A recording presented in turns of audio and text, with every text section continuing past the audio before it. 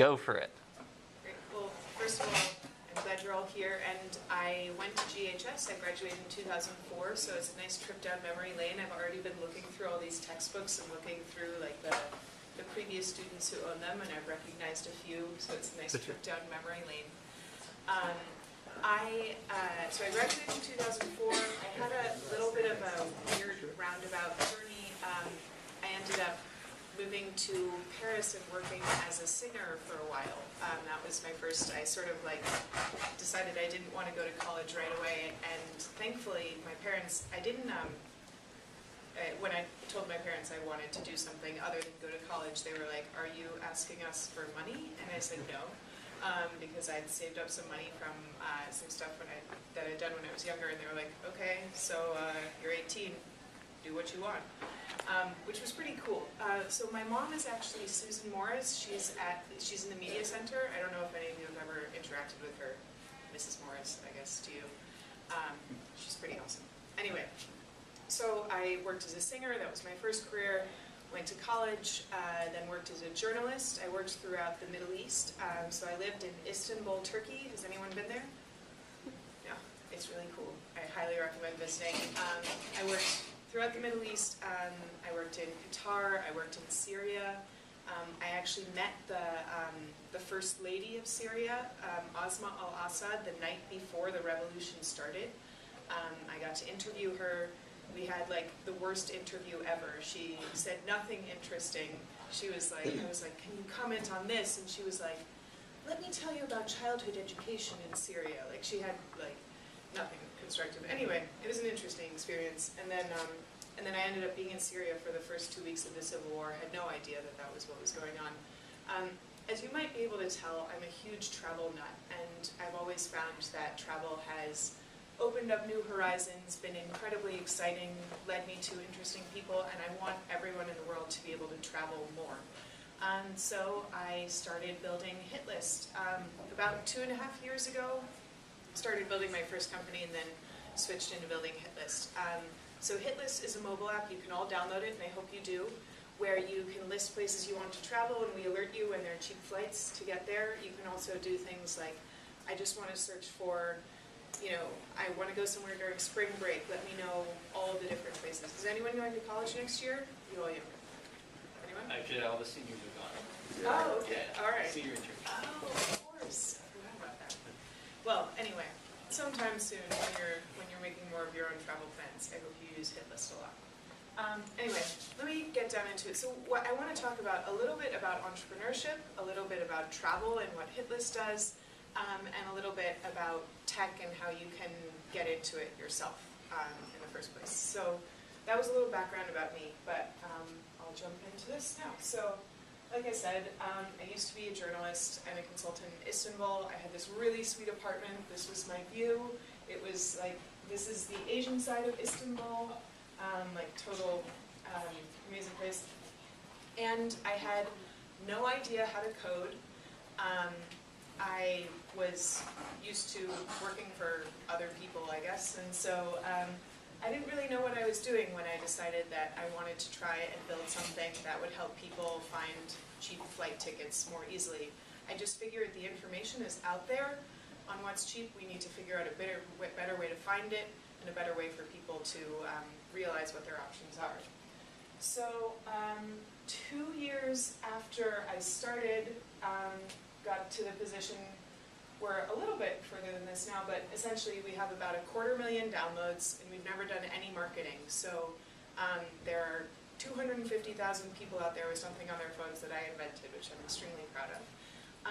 And we've raised some venture financing from some of the best people in the industry.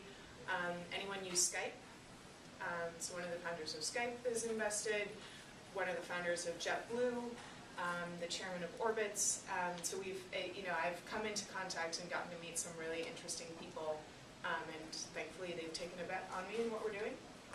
And I've also started and become totally addicted to hackathons. Does everyone know what a hackathon is? So a hackathon is an event. It's typically over a weekend or something like this, where you get together, you can come with a team or you can come as a stranger, and you build something, you code something, and you make a product. And it can be really silly, or it can be really useful. Some examples of things that I've built. In one weekend we did this thing where we built a Chrome extension where every time you open a new tab you see a beautiful picture of somewhere you can go and how much it costs to get there. So we take your IP address, which is where you're getting your internet from, so we can find your location and we can figure out what the nearest airport is to there, and then we can calculate how much it would cost for you to get to wherever we're showing in this beautiful picture. I think I might actually have an example of that. I'll show it in a little bit. But so it's 24 to 48 hours, and you just build a product, and there's usually a prize or something, you know, anywhere from like a couple $100s to a couple $1,000. I made actually $6,000 in one weekend through a hackathon last fall. These are happening constantly all over the place. If you just Google hackathons, you can usually join. There's one in New York that I did a few weeks ago where there was a 14-year-old who took second prize, so it's definitely something that is is open to all ages, and even if you're not a super advanced coder, I'd highly recommend just jumping in and starting to figure out how these things work.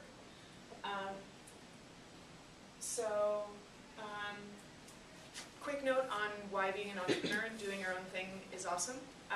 There are few things. I mean, the most important thing is you get to build things that people find useful, hopefully. So, for example, I was actually just looking at this today. This is like my favorite rainy day thing to do. These are App Store reviews, and someone's like, my favorite thing to do while I'm on the office toilet is to use your app and dream of places that I can go. And I'm like, awesome, you know?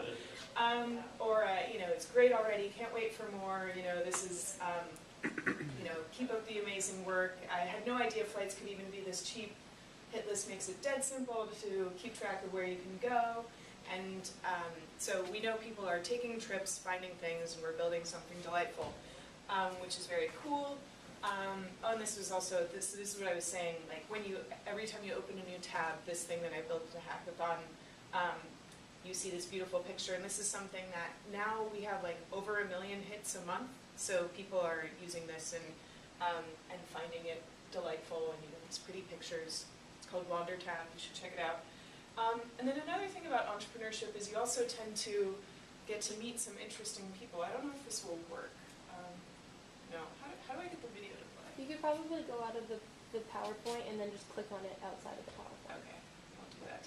Thank you. There we go. So.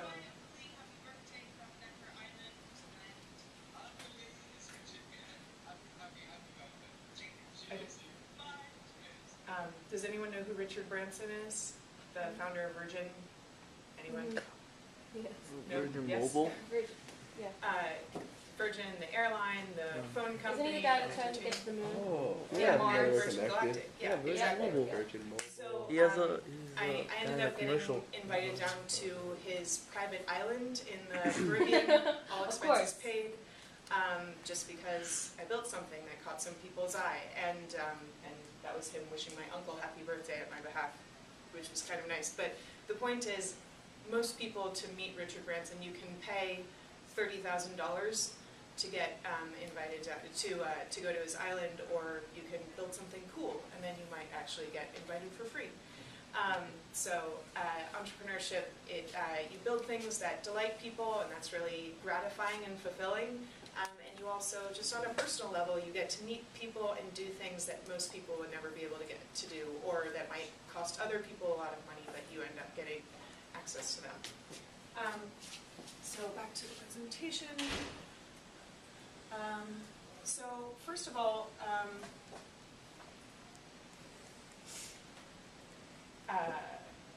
smart. Okay. I think the first principle of entrepreneurship that's really important to remember is to build something that people actually want. Sometimes you can kind of get caught up in like, I'm just going to build something that me and my yuppie friends want. Sorry, maybe yuppie isn't the correct term. Yuppie means young urban professional. It's something that's usually used to describe people like me.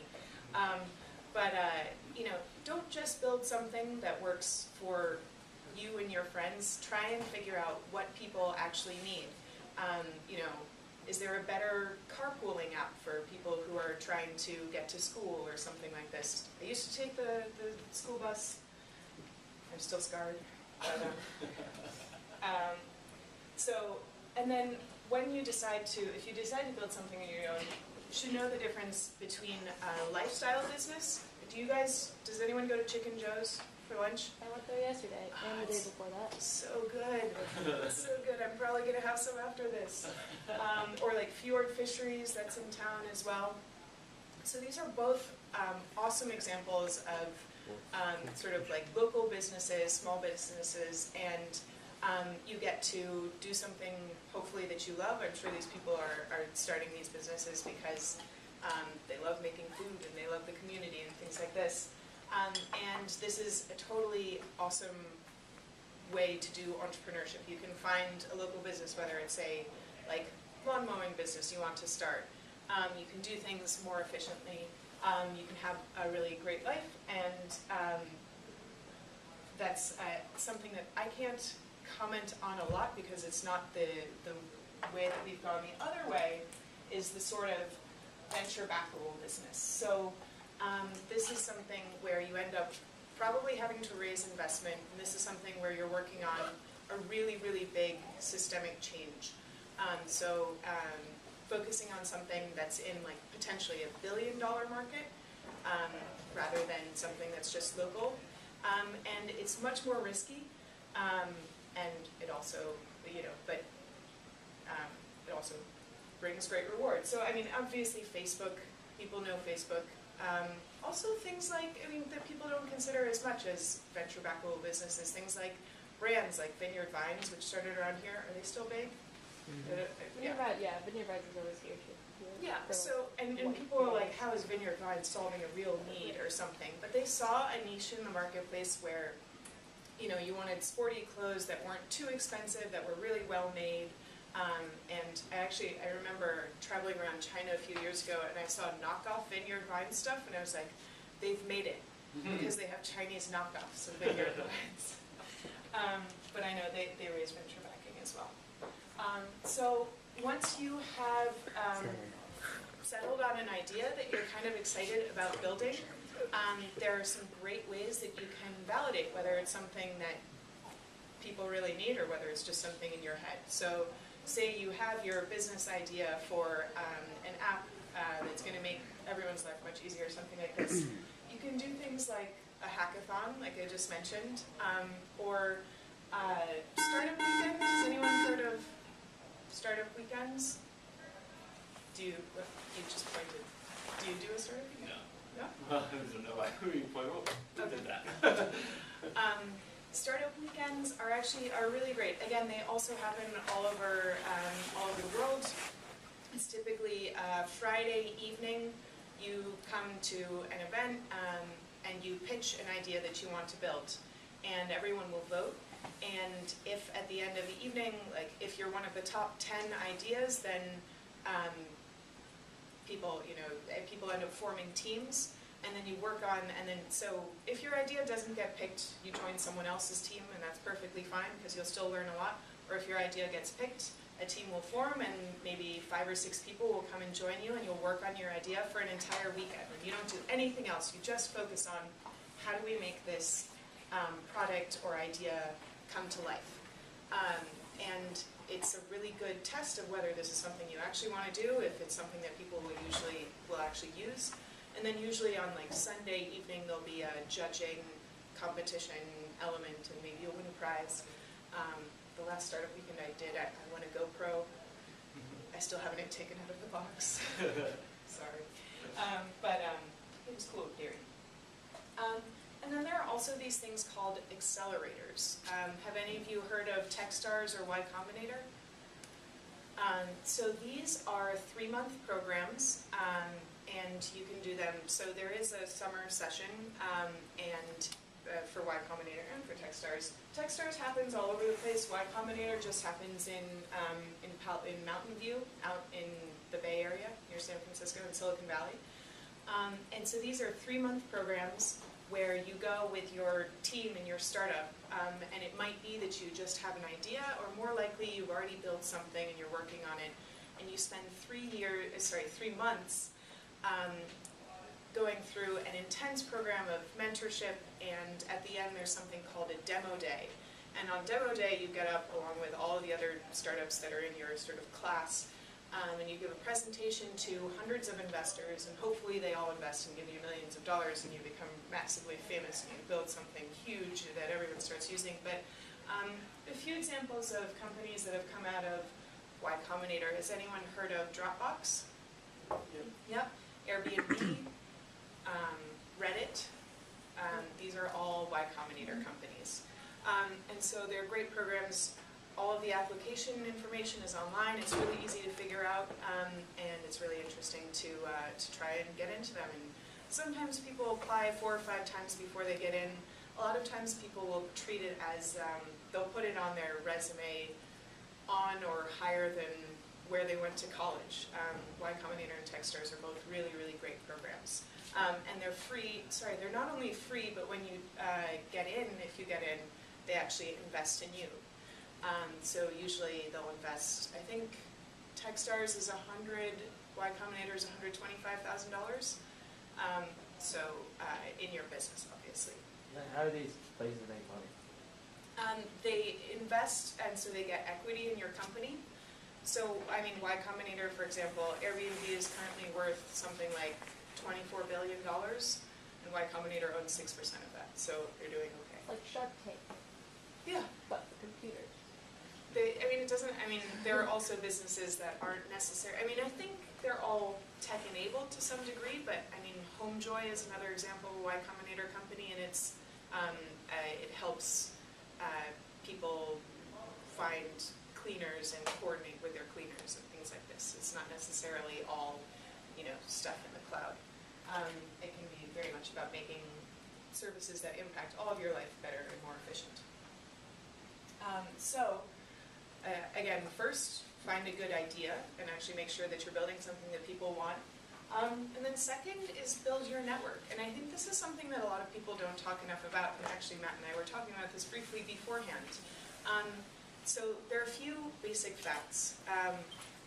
The best jobs that you get, and most jobs, so like something like 58% of jobs you get through personal referrals. So you think you ship off an application and you're going to get a job, you're actually like not that likely to get that job. You get jobs through people that you know.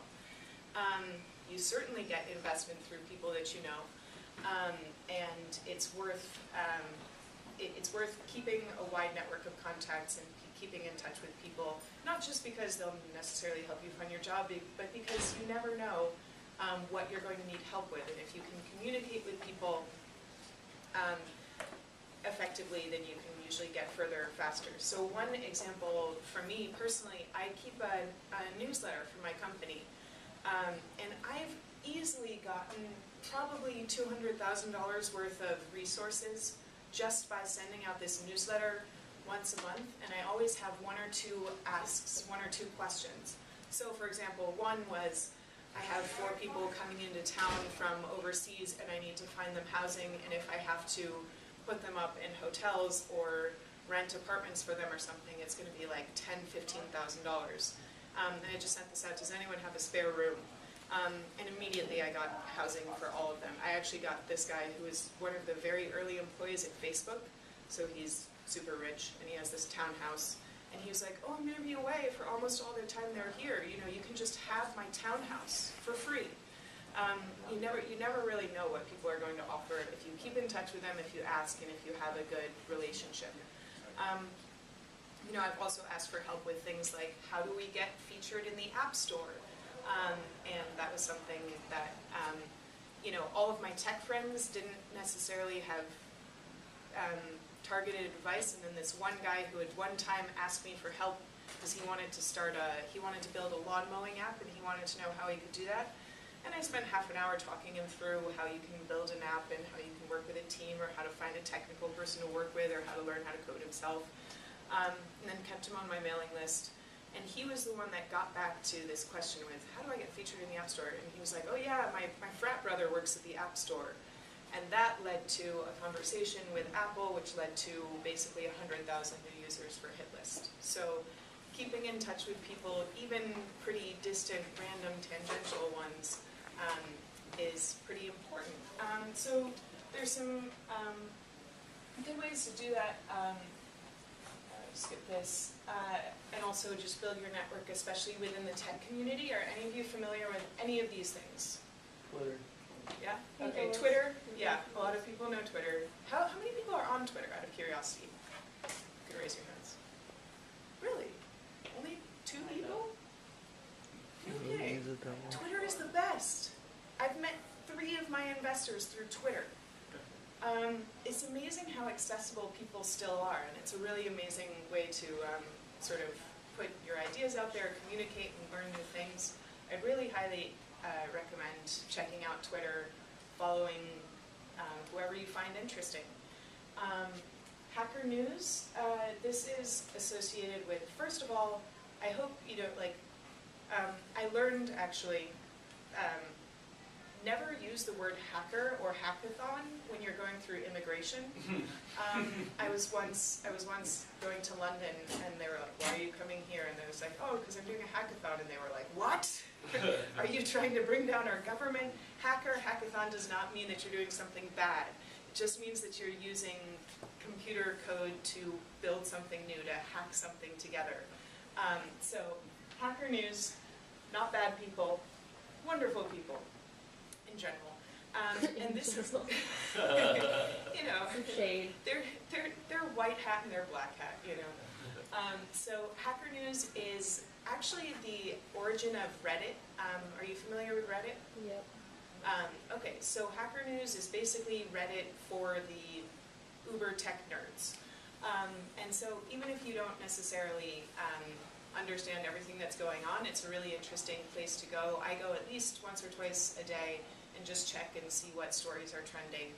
And it's very much, and you can engage in the community just like Reddit. You have a username, you can comment on things, vote things up and down.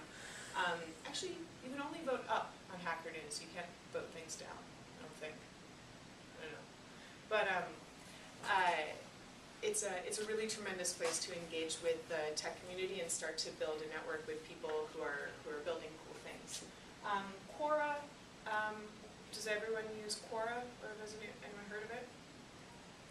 It's an online site where you can ask questions, and it's a little bit, you know, I think a lot of people thought it was going to be the successor to Google or something like this because it was powered by humans, and the fact of the matter is, I think it's actually declining in popularity, but it's still very, very useful for discovering what people are talking about within the tech community and who has answers to things, and sometimes contributing. And you can ask anything from, like, how do I get a cheap ticket to San Francisco to, you know, how do I debug this random problem I'm having with my Apple app, or sorry, my iPhone app.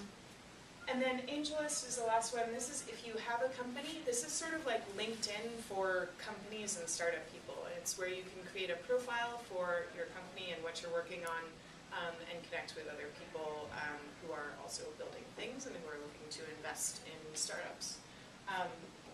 But it works very similarly to LinkedIn. It just has so much better design. You all know LinkedIn, right? Yeah. Okay. Someone had to add me on LinkedIn, and I don't even have a LinkedIn account, so I'm super confused. Yeah, I think sometimes there are spam things that go out with people's email addresses for design. Yeah. LinkedIn. But yeah, it is. Yeah. And then I realized it was my friend's dad. Yeah. They probably clicked the invite everybody you know button. Yeah. Accidentally, right? Yeah, that'll happen. Okay, so then, okay, remember, number 1, find a good idea. Build something that people actually want. Number 2, grow your network. And number 3 is build yourself a track record. So if you are thinking at some point, I want to build something, I'm going to need help from other people, you want to have a good network, but you also want to have a track record that you can point to that's like, look, I've done cool things, I've been successful, I can actually pull this off, I can do something new and different, and you should support me. So there's this great phrase that a really prominent venture capitalist, do you guys know what venture capitalists are? They're people who invest in early stage companies.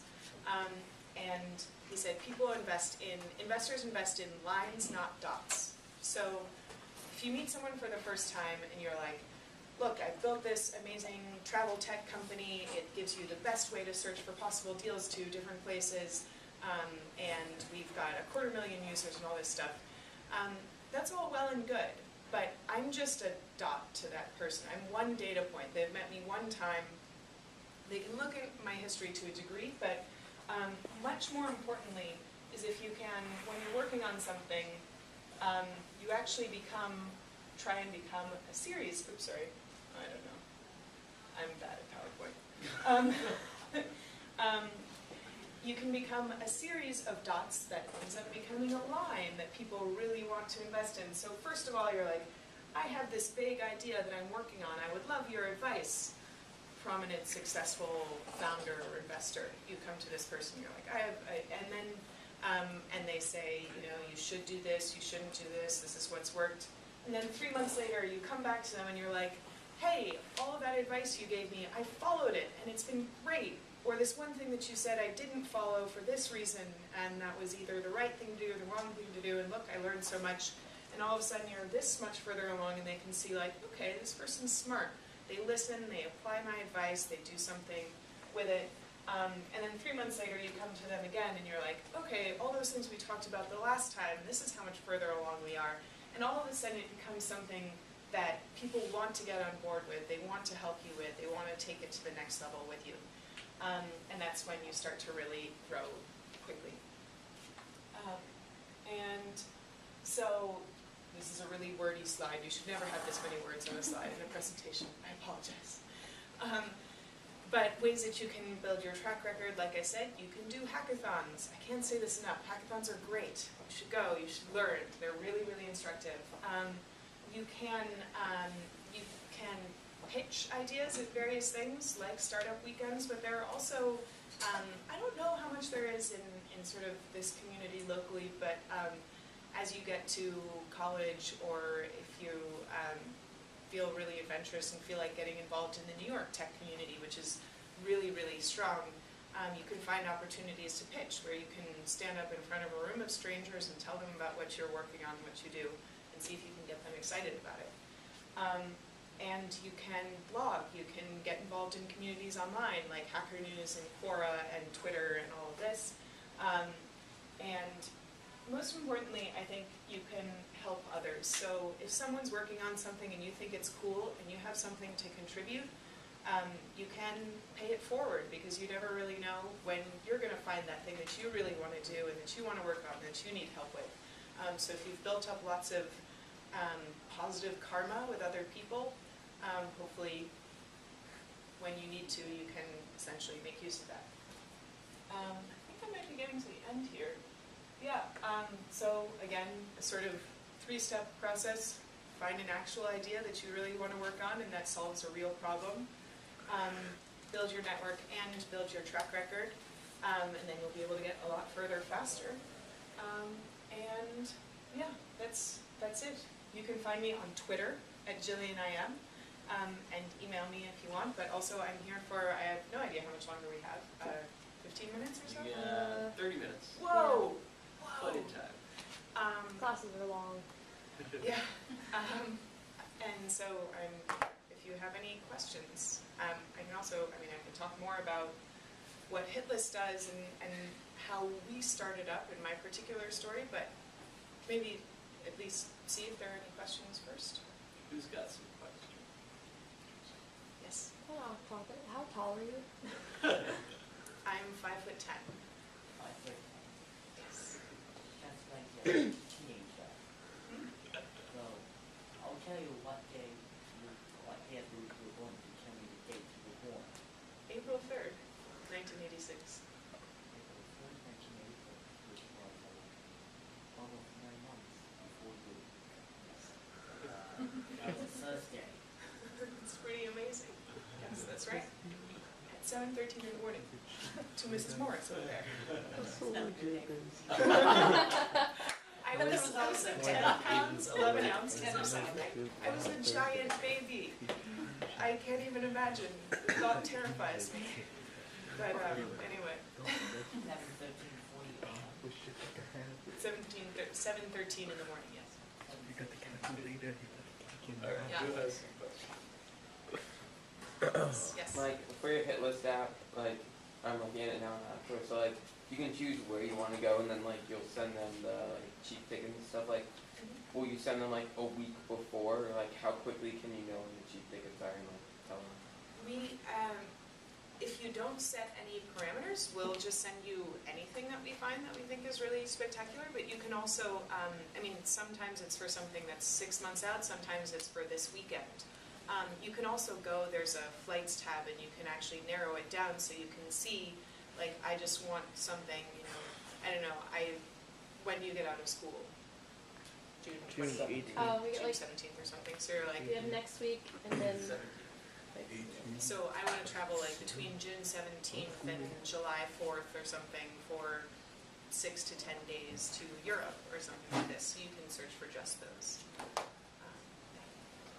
So when the app is like suggesting flights and stuff, how much of it is actually you guys like manually like looking at things, and how much of it is like program that's like going in and finding them and suggesting? It's completely a program. So we've built something, we actually scan through 50 million flights a day, and we're culling and we score them, and so we basically assign a value about how valuable we think the flight is, just in aggregate terms. So if it's like a $2,000 flight to Paris, it's not very valuable, it's really expensive. So we just discard that, we don't use it. But about 35% of the flights that we process every day we count as interesting to at least someone in our user base, so it's relatively affordable, and then we go through and basically match people up with things that they've said that they're interested in, or sometimes things that we can just infer that they'll be interested in. So we use a lot of machine learning. Are you familiar with that term? Yeah. So we can basically see, you know, if you've taken this action, other people that have taken this action tend to add this city to their list. So even if you didn't say that you're interested in going to Istanbul, we kind of guess that you might be. And so if we have a good deal to Istanbul, we'll send it to, depending on where it is, we'll either just put it in the app so you can discover it, or if it's really good, we'll check the price, because airplane flight prices change very frequently. So we'll double check that it's still available, and if it is, then we'll send it to you in a push notification or an email or something like that, so that you can act on it on the spot. Have you ever thought about like developing a website almost, like Expedia or Priceline or those kind of things? Yeah, we have a website that we don't promote very much because it's not as pretty and fast as I want it to be, essentially. It does work well, but you can discover. So if you're using the app and you find something and you want to send it to someone and they open it on their laptop or something, they can also see the web version of Hitlist. It's just a question of, you really do, like, we're relatively small team-wise and have limited resources, so we haven't been able to build everything yet, but we certainly will have a website online. it is a very pretty app. Thank you. Yeah, you guys should know that as far as apps go. This has been on Apple's design featured section for a long, long time. Being modest, where it's do you, quite exceptional. Where do you get the pictures from for your app? We mostly take them from Flickr, so we use things that have a Creative Commons license, so anyone's allowed to use them. It's Lunch Blog, right? So Yeah, but We're last lunch. We're 12:45. We eat lunch tomorrow. So yeah, we cull through, and that's actually like my #1 procrastination zone out therapy tactic. Like when I'm tired of everything else, I'll just go and look at pretty pictures on Flickr and like cull them for Hitlist. But that's been manually curated, and we are also starting to work with more photographers. One thing I really want to do is actually have a sort of partnership with different photographers who are traveling around anyway, and have like artists and non-residents who contribute their own original stuff to the app. Yes. What do you think sets you apart from like other rival companies like Kayak or something along those lines, like finding floats? Yeah, it's an excellent question. It's something every investor always asks me. So I think we do actually have a very different product. So with Kayak, you have to say an exact time and destination that you're traveling to. Like, I want to go to San Francisco September 2nd to 6th or something like this. Or maybe you can do plus or minus 1 or 2 days. And so if you know exactly where and when you're traveling, then that's fine. We don't necessarily offer a real advantage over that. But there are also sometimes it's like, I want to go to San Francisco just because I want to visit my friend, or because me personally, I want to have some business meetings, but I don't have to go September 2nd to 6th. I could actually go any 4-day trip, you know, between, you know, that isn't over a weekend between now and July 31st or something like this. So if I wanted to search for every single one of those on Kayak, that would be literally hundreds of thousands of searches, maybe tens of thousands of searches. But so if I were to do them all manually, it would just take a ton of time, and then of course by the time I figure out what's cheap and what the best option is, all the prices are changed. So we do have a fundamentally different product. But I also think design is something that we've taken into account, and is really important. And we're mobile, so we're with you, and the ability to sort of retarget and alert you when like prices that you might be vaguely interested in change, and then you can come back and buy it and hopefully save hundreds of dollars. Yes, Matt. So I want to talk about the design a little bit, because again, you're being modest. It's definitely one of the most beautiful travel applications that there is, and I think that's one of the reasons why this product is so set apart from the other ones, which is why the partnership is a really good idea with artists as well. But what I want to ask is, how many iterations of this product did you go through to get it to where it looks now? You talk a lot about it's okay to hate things on the internet for being ugly, but you don't really talk about how long it actually takes. Yeah. And I want to know how long that took. You know, I'd have to look back at GitHub, but the last time I checked, we'd gone through, I think, something like 268 tested builds. So that's like, I mean, version 1.0 came out in November of 2013. And we've been continuously, almost every single week, if not multiple times a week, shipping a new build to at least our test users. And then we've had, I think, 16 that we've published in the App Store, 16 updates. So there's a lot of testing that goes on. And there are a lot of great tools where you can get feedback and understand what works and what doesn't. So it's not just intuition that drives what we do. I mean, it really helps that our iOS developer and designer is a total genius and has a really good product sense innately, but we've also been able to do things. Are you familiar with the idea of A/B testing? It's a really fundamental principle in design. So say you, I mean, at the most simple level, you want someone to buy a ticket, right? So on the button, do you say buy? Do you say purchase? Do you say let's go? What are you going to say that's going to get people to actually click on it and make the purchase? You can maybe have an idea of what works. Like if you put stop on the button, I don't think people are going to buy it. I don't think that's going to work. If you say go, if you say let's go, if you say buy, what you can do is you can ship different versions, and then you can test what the results are. So if you say, you know, if you say buy, does it have a better click-through rate? 10,000 people see it with buy, 10,000 people see it with let's go. We found, for example, on that one that let's go did not convert as well. So, only 2,000 people clicked on it, and 3,500 people clicked on it when it said buy. So that's the copy we ended up with. But the idea is like, option A was buy, option 2 was let's go, and you can actually test which one works better. This was kind of made most famous in the Obama campaign. when there was a really amazing digital team of strategists who helped Obama optimize all of his emails and website and all of this stuff to figure out what actually made people convert and get engaged and want to vote for Obama, I guess. Is the developer and your designer the same person? Yes, actually, which is what we call a unicorn. Yes. It's very unlikely that you get someone who really has both a keen eye for design and for development. I mean, our team, in terms of full-time people, is 4. So we have one guy who is my co-founder, who's our CTO, who's a back-end developer, which means he does all of the data processing and storage. So when I said we were going through 50 million flights a day, he's the one that's making sure that that actually can work, because that's actually a tremendous amount of data processing.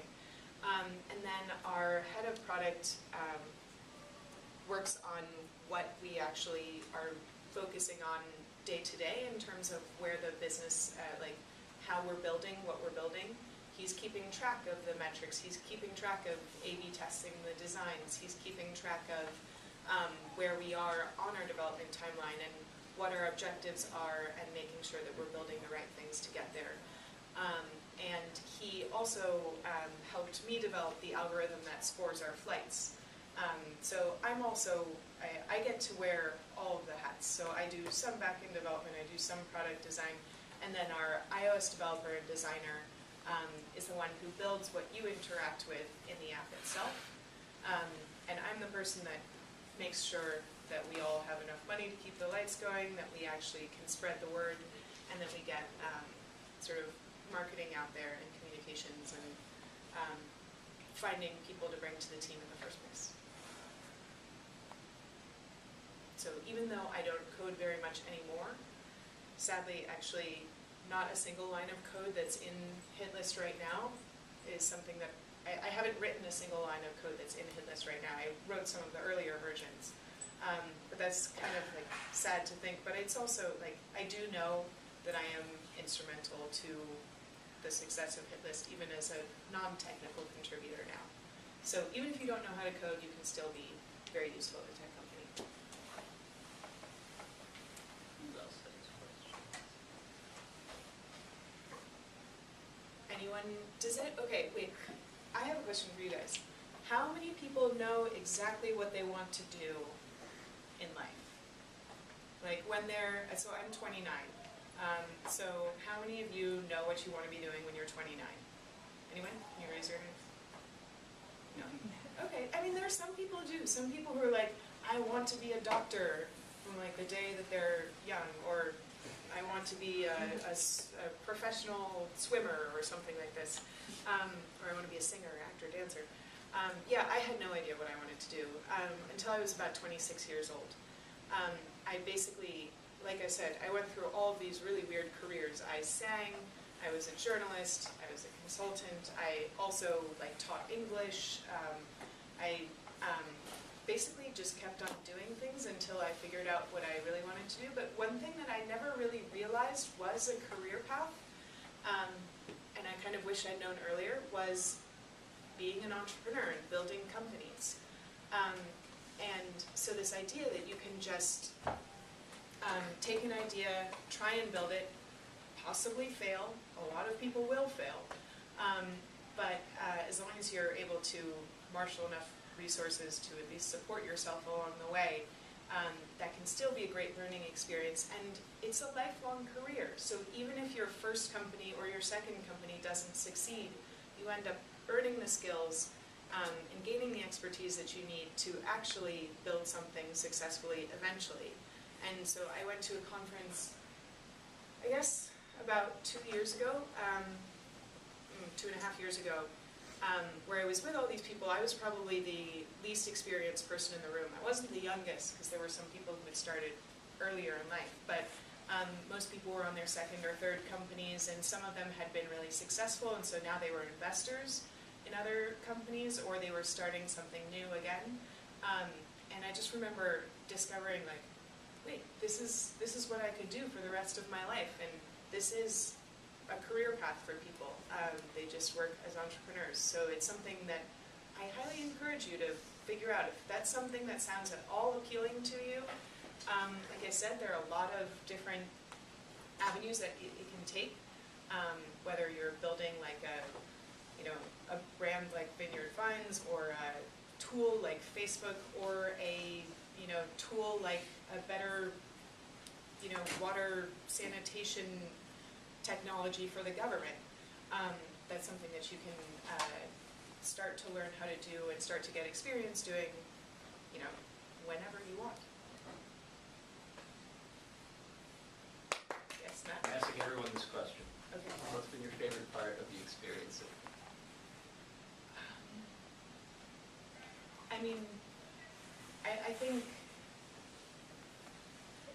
everything. I wish I could, I mean, if I'm going to make,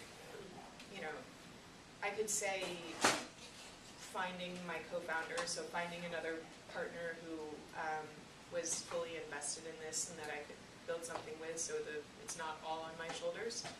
That's been really huge. But just every day I wake up and I'm like, what's the problem I need to solve today? And every day I get better at being able to solve problems quicker. And that's a really, really fun feeling. I want to do this the rest of my life. And I don't necessarily mean building Hitlist.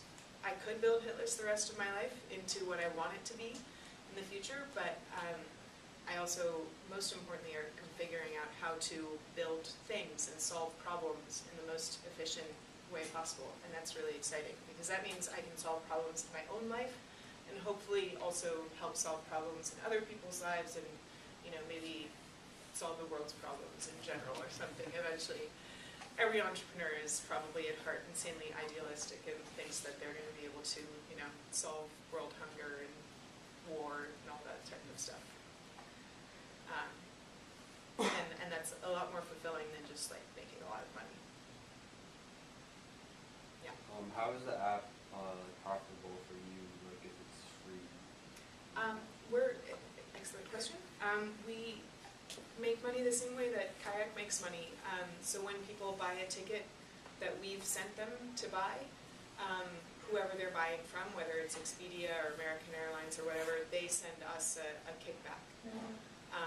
So, I mean, we obviously have to make sure that we're still sending our customers the best stuff, so it depends. But we make money from that. We also are starting to make money from very basic market research. So we have a lot of really interesting, deep intelligence on what people are interested in. So we can work with, for example, we're working with Visit Cape Town. So Cape Town, South Africa's tourism board is trying to figure out how they can get people to want to go to Cape Town. And we're able to say, well, we have 25,812 people who are interested in going to Cape Town from our demographic. So that's nearly 1 in 10 people that uses the app. And these are their attributes, and these are the other places they're interested in, things like this. So we can start to help them determine better where to spend their own marketing dollars and things like this. And that's something where we're not selling anyone's email address or something like this, but we are getting really interesting market information from our users, just anonymized and taken in general. So that's another way we make money. But hopefully in the future we'll also be able to work directly with airlines and be able to sell tickets at a better discount and offer them a better software marketing platform. So I don't know if any of you have been on a plane or tried to buy a plane ticket last minute and it's like $2,000 or something, so you don't end up traveling. It's very inefficient and difficult for airplanes to actually sell their inventory effectively because of the software platform that the entire industry works on. So it's hard to know who's interested. Like, okay, I have a flight going from New York to Miami, and there are 20 open seats, and so I have, maybe 2 options in theory. I could sell 20 seats for $100 each, or I could make them all $1,000. And the default right now is to make them $1,000 because there's a higher probability that there's going to be one businessman or woman who has to get on that flight and so they'll pay $1,000 for that flight. And it's more likely that that's going to happen than that they're going to find 10 or even 20 people to pay $100 to take that flight. But I think with Hitlist, when we have something that's in people's pockets, that's available, that people are used to traveling a little bit more spontaneously at last minute, we know exactly who's interested in going to Miami, we can send out to people, we can send to 3,000 people, hey, there's a $100 ticket to Miami. And I think there's a pretty good chance that we would sell all 20 of those tickets. The airline would make $2,000 instead of $1,000. It would actually fill the seats instead of flying partly empty. So, and that's just something that we need to build out a few more things, and most importantly, build relationships with the airlines, and hopefully be able to do that, and then make a custom commission. So it's like, well, you made $2,000 instead of $1,000, so why don't you give us 500 of it? Anyone else? Is that how Hotel Tonight broke into the hotel industry, or how did they? Yeah, exactly. So has anyone heard of Hotel Tonight? It's an app where you can book hotel rooms last minute for same day. So the average occupancy of a hotel is actually 60%. So 40% of their rooms are going to be empty. You have a 100-room hotel and 40 rooms are empty on any given night. And hopefully they're making enough money with the 60 rooms that are full that it's covering their costs, so it's okay. But I mean, for hotels, it's very hard for them to move this last-minute inventory. So Hotel Tonight came in and said to the hotels, listen, we'll take, we'll build an experience which is really easy. We'll go after just this segment of the market. We'll own that one use case and experience. And so they get discounted rates from the hotels, and they're able to do that. And they've actually really changed the travel market. A lot of people will book things more last minute now because of that. Yes. Obviously, in like the very distant future, would you ever consider like opening Hitlist up to like hotels and like maybe other means of travel, like not planes too? Yeah, for sure. Actually, we'll have an accommodation partnership this summer, so we will start to see hotels. It might not be hotels actually. It might be Airbnb.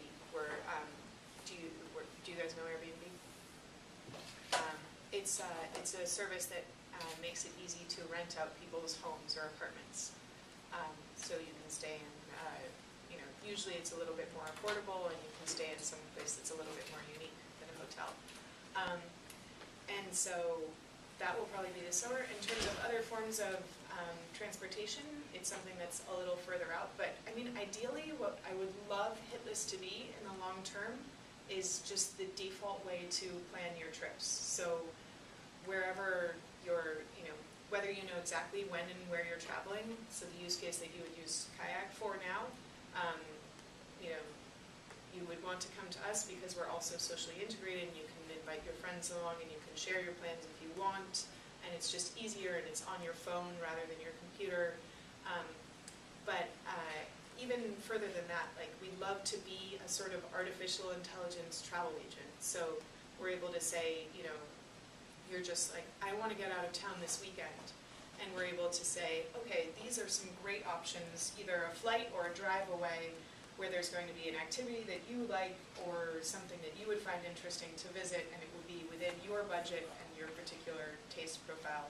The way you used to be able to actually, and you still can if you want to pay a lot of money, go to a travel agent and say, these are my constraints, this is my budget, this is what I am interested in, and they would say, oh yes, here, you should go to Mongolia or something like this, but have that instead be Hitlist, and it's something like, well, you should go to Mongolia, one, because travelers like you tend to be interested in Mongolia, and your favorite band is going to be playing a concert there, and these 4 friends of yours have been, and so you can ask them for advice, and this other friend of yours is interested, and you can recruit her to come along with you, and all of a sudden it becomes something where you didn't have to do that much research, and you're just getting all these things that make you really excited and make you actually take the trip and travel. Just about out of time. What do you say, guys?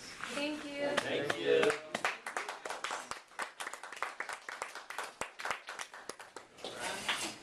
If you want to email me about anything, please do. And